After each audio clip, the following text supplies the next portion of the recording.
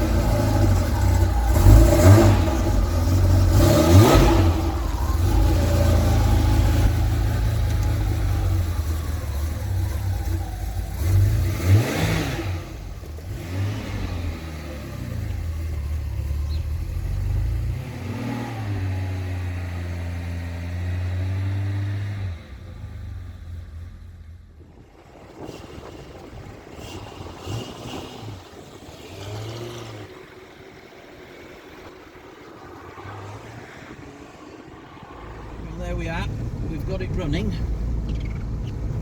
Came to us as a non-runner.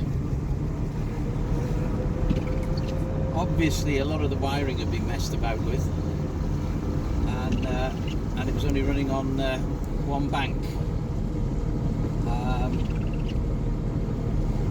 And we found two faults.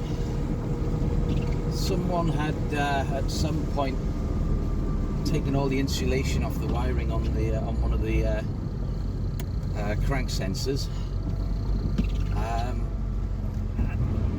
added to that we also had one of the ignition modules that had failed. So there was two problems really, and we've rectified both of those and fitted a new ignition module, and now we've got 12 cylinders and a running Ferrari.